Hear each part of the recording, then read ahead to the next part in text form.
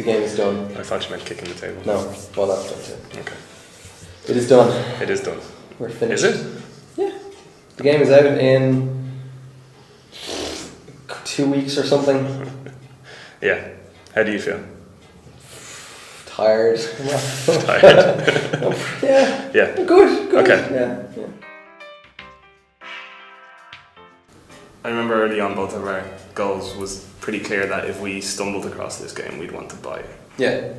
Do you think Yeah. you'd want to buy this game? Yeah, I think that I was through Steam, would I Xbox, be like, PlayStation. oh, yeah. is that's interesting. What is that? Yeah, I think so. I was just kind of reminded about that recently when it finally went up for pre-order on all the stores and stuff like Steam and Xbox. Yeah. And you just see it there, and because obviously we had to give them all of the assets that they use and stuff, but once you see it there and it's all laid out and you see all the screenshots side by side and the promo artwork and the trailer and stuff, like I think it presents well. You'd go. I think yeah, definitely. If I saw that, I'd be like, that's cool. Would you pay for it? But I would, like, just for me, it's that kind of Wish price sale? point. No, like that. For indie games that are around that price, if they're interesting to me, I'll pick them up. I think the only time I'm like, will I or won't I, is if they're like over 20 quid. Yeah. So for us, like, if it's less than 20 quid, then I'll probably just get it if I want it, like straight away, spur of the moment kind of thing. So, one thing that I've noticed doing a ton of interviews is we have to talk about adventure games a lot. Yeah, like other adventure games. And the genre and what's happening. And what do you think of the genre? Yeah, is it dead? Is it dying? Yeah, or is it back? And there's a weird sort of tokenism involved. What are you doing with to fix it? Yeah. Yeah. How do you feel about it? Is it annoying? No, I think they're fair questions, just because like adventure games, it's kind of a topical thing right now. Or maybe it just always happens that people are like, oh, adventure games are dead. I know they're back. Yeah. But they're gone into a lull. But now they're back again. Yeah. Like I think they've always been here. Just. But our platformer to various game extents. designers constantly asked about platformers. No, but this is more of a niche. I guess so. It's something that I think people who enjoy these games, they pay attention to other games of that type. Yeah. Like I was playing. I played. Broken Age came out at the time while we were still working on the game, so that was good. But then also Deponia. Yeah. And Deponia is just like just crazy puzzles everywhere. And I think that was really helpful in just getting me in the mind of like, just creating puzzles and going through that process. I think that was useful. There was other adventure games as well, like all the Wajidai games and stuff. I played a few of those. So it's like not taking any particular thing as a source of inspiration, but just getting into that mindset of, what does a player need to do and what kind of obstacles should we present them and how often and things like that. Why would you buy it?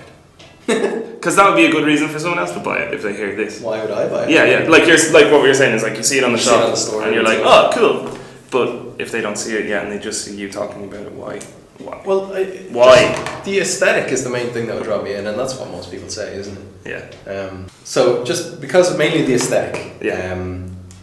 Just like that, and that's what a lot of people say, that's what draws them in. Yeah. And obviously, I said I like adventure games, so if I saw a game that looked like that and it was the kind of game that I like, I'd give it a try. But I have heard from other people. It's fine. It's not that loud. I have heard from other people too that that don't play that game. Like we've had a lot of people at conventions and stuff like PAX and things like that and Gamescom that haven't played adventure games before. Like it was really weird me explaining like, oh, you have to click on this and then you have an inventory and then you can use an item from your inventory, and people are like, oh right, okay, and they've never done that. Yeah, but then after once they're done, they're like, that was really good. Like I can't wait to check out the rest. So I guess we have done something to appeal to the broader. Oh yeah, definitely. This isn't hardcore point and click adventure. That's something. No, it's not. Yeah. When I go back to like doing your research and playing the more obscure adventure games, I wouldn't be the biggest fan, I don't think, of heavy old school hardcore. adventure game. I don't know if it's really my thing. Well, I mean, Like when you say old school, like you're kind of looking at like what, like early 90s and... No, but it's kind games based on the early 90s, not the early 90s Oh, okay. ones. Because at the time, loved Broken Sword, loved Monkey Hunt, things Yeah. like that. But if a game comes out now and they're not doing anything different, it just feels, you know, like I've got 17 items, there's so many Yeah. things to click on. I'm a kleptomaniac, picking up everything. And I've got maybe 12 puzzles on the go that I haven't solved, you know. It's kind of a like an old school, like hardcore way of doing it.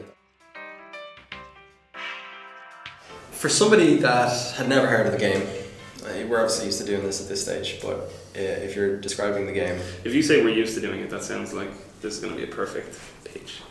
Like, you're a pro at pitching. No, but that's what I mean, Pro right? pitch So like game. we're because we have to describe the game to people all the time. Okay, so someone's walking Yeah. by the digital marketplace Yeah. and they stumble across the game and like, why should I buy this? Yeah. You say. So for somebody that doesn't like that doesn't do games really, you know. Yeah.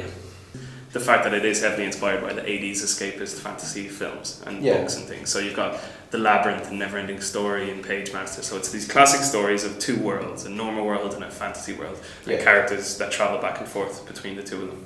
And we put a bit of a twist where the dad gets I've never heard of those type of films. What do you mean? Books, Narnia. Yeah? Ever read Narnia? Yeah. Okay. Okay. Chris, don't laugh. If you were someone walking through the digital marketplace, why would you buy our game? Go tell them now. Go. Walking through the... Shut up, it's a metaphor. Go. Doesn't make sense.